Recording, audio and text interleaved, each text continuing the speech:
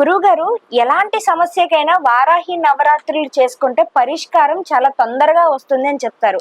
మరి అలాంటిది అసలు వారాహి నవరాత్రులు అసలు ఇప్పటి వరకు చేసుకొని వాళ్ళు ఏ విధంగా చేసుకోవాలి? అసలు పూజా విధానం ఏ విధంగా ఉంటుందండి? దేవీ నవరాత్రుల విధంగానే వారాహి నవరాత్రులు అనేటువంటివి ఈ మధ్య కాలంలో ప్రాముఖ్యతకు వచ్చాయి. అయితే వారాహి అనేటువంటి అమ్మవారిని ఆరాధన చేయడం వల్ల అత్యంత క్లిష్ట పరిస్థితుల నుంచి కూడా మనం బయటపడడం, ఆరోగ్య సమస్య ఎప్పుడు పీడిస్తున్నా దాని నుంచి బయటపడిపోవడం, లేదా మనం ఆర్థికంగా కృంగిపోతున్నా పైకి వచ్చేటువంటి అవకాశం ఏదన్నా ఉంది అంటే వారాహీదేవిని మనస్ఫూర్తిగా ఆరాధించండి అనేటువంటిది నానుడి.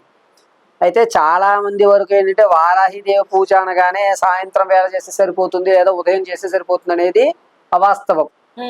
వారాహి మాతని ఆరాధించడానికి తగువైన సమయం ఏమిటి అంటే 11 గంటల 14 నిమిషాలు రాత్రి వేళ. 11 గంటల 14 నిమిషాలు ప్రారంభం చేసుకుని 12 గంటల 10 నిమిషాల లోపు పూజా విధానాన్ని పూర్తి చేయాలి. ఇది లెక్క. చక్కగా ఎంత పనున్నా సరే ఇంటికి వచ్చిన తర్వాత ఆ 9 రోజులు కూడా వారాహిదేవి చేసేటువంటి నవరాత్రులు 9 రోజులు కూడా తలస్నానం కుంకుడికాయలతోటి ఆచరించాలి. ఇది మొదటి నియమం. రెండవది, చక్కటి పసుపు వర్ణంతో ఉన్నటువంటి బట్ట కట్టుకోవాలి. కట్టుకుని ఎర్రటి ఆసనం మీద కూర్చుని అమ్మవారికి ఒక పీట ఏర్పాటు చేసి దాంట్లో ఎర్రటి వస్త్రం భరించి ఆ ఎర్రటి వస్త్రం మీద ఎర్రటి అక్షతులు, బియ్యం, మామూలుగా అయితే పసుపు అక్షతులు వాడతాము, పరమశివుడికి అయితే శ్వేత అక్షతులు అంటే ఎటువంటి రంగులు కలపకుండా ఉన్నటువంటి తెల్లటి బియ్యం ఉపయోగిస్తాము. ఇక వారాహి అమ్మవారికి ఎర్రటి అక్షతులు, కుంకుమతో నీతితో కలిపినటువంటి ఎర్రటి అక్షతులు ఆ పీట మీద ఉంచుకుని అక్కడ కదంబం చెట్టు యొక్క ఆకులు దొరికితే గనక పువ్వు పూసేటప్పుడు ఆకులు, కదంబం ఆకులు 8 ఆకులు చుట్టూ పెట్టి వారాహిదేవి అమ్మవారి ప్రతిమను పెట్టుకుని సింధూరం అమ్మవారి యొక్క పాదాల దగ్గర పెట్టి తర్వాత అమ్మవారి యొక్క ముఖానికి కుంకుమ బొట్టు, గడ్డం వందలు చందనము ఉంచి మంచి ముత్యాలు దొరికితే వాటితో మాల వేయండి.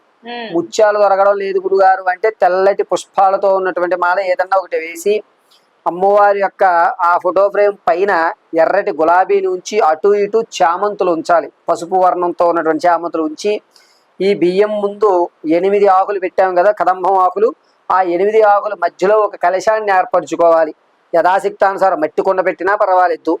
ఆ కలశంలో నీళ్లు కానీ లేదా బాగా మజ్జిగ కానీ పోసుకుని కలశాన్ని ఏర్పాటు చేయాలి. ఎక్కడా కూడా మజ్జిగతో కలశం అనేది ఎక్కడా ఉండదు.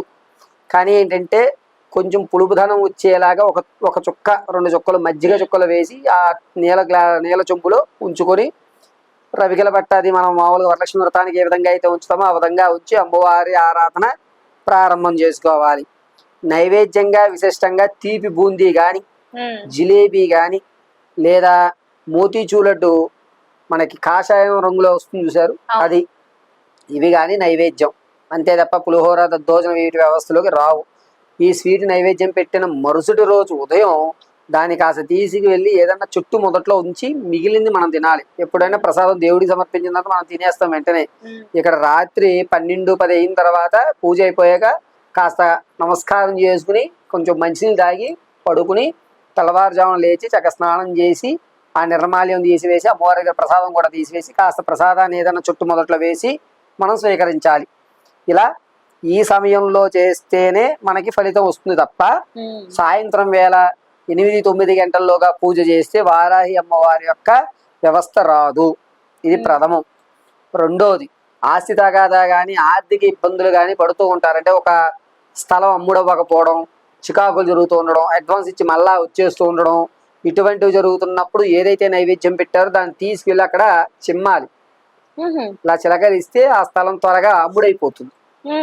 ఆర్థికంగా ఇబ్బంది పడిన వారు స్వీకరించాలి. అనారోగ్యంతో ఉన్న వారికి ఏంటంటే అమ్మవారి దగ్గర 9 రోజులు పెట్టిన తర్వాత కలశంలో నీళ్లు ఉంటాయి కదా, వాటిని 2 చుక్కలు పెదాల మీద వేసుకోవాలి.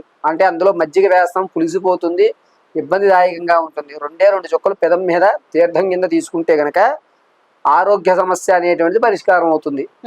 వివాహం కావాలనుకున్న వారికి వారాహీదేవి ఇచ్చేటువంటి కటాక్షం వేరు, వివాహం కావాలనుకున్న వారు సాయంత్రం 6 నుంచి 9 లోపు పూజ చేయాలి, వివాహానికి మాత్రమే. వివాహానికి మాత్రమే, మిగిలినన్నిటికీ కూడా మరి రాత్రి 11.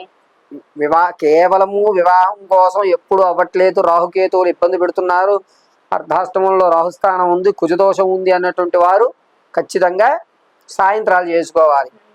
ఇక ఏ విషయానికన్నా సరే రాత్రి వ్యవస్థ మాత్రమే ఈ వారాహిదేవికి నడుస్తూ ఉంటుంది. గురుగారు, ఇప్పుడు పిల్లల కోసం చాలా మంది తపన పడుతూ ఉంటారు, అందుకనే మనకి ఎక్కడ చూసినా కూడా ఈ IVF సెంటర్స్ కూడా ఎక్కువ అయిపోతున్నాయి ఈ మధ్య కాలంలో.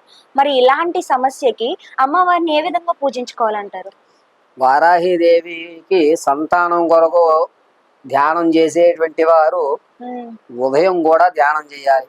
ఉదయం అంటే 6:30లోగా మీ పూజా విధానం పూర్తి అయిపోవాలి. సాయంత్రం పూజ మామూలే, మళ్ళా ఒక 4 గంటలు రెస్ట్ తీసుకుని మళ్ళీ స్నానం చేసి ఉదయం కూడా అమ్మవారికి అర్చన చేసి తులసి దళాలు అమ్మవారికి సమర్పించుకుని, సంతానం ఎవరైతే కావాలనుకుంటున్నారో వారు తెల్ల నువ్వులు అమ్మవారి దగ్గర పెట్టి ఆ తెల్ల నువ్వుల్ని మధ్యాహ్నం వేళ భోజనంలో కలుపుకుని, అంటే వేయించుకుని కాస్త నీతిలో ఆ నువ్వులు పొడి అన్నం తినాలి.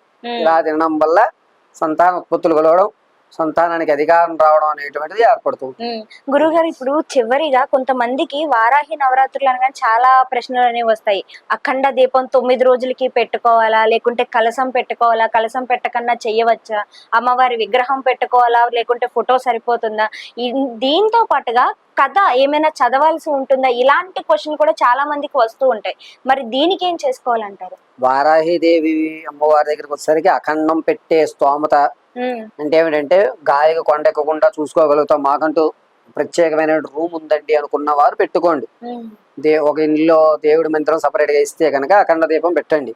అఖండ దీపం పెట్టడం మాకు కుదరడం లేదు గురువు గారు, చిన్న రూమ్ ఉంటుంది, ఒకటే ఉంటుంది అనుకున్న వారు నిత్య దీప ఆరాధన పెట్టచ్చు. అఖండం పెట్టాలని ఖచ్చితమైన ప్రామాణికం లేదు, కానీ సపరేట్ గా ఉన్న వాళ్ళు మాత్రం ఖచ్చితంగా అఖండ దీపం వెలిగించుకోండి.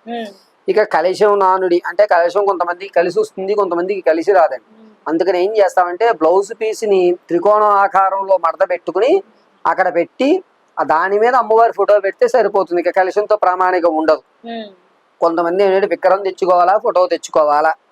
విగ్రహం అనేటువంటిది ఎప్పుడూ కూడా మన బొటన వేలు సైజులో ఉన్నటువంటివే భోజనయుక్తాలు అడగవండి. అది కాకుండా ఇంకా పెద్ద విగ్రహాలు ఏవి తెచ్చుకున్నా వాటికి మహానైవేద్యం సమర్పించుకోవాలి.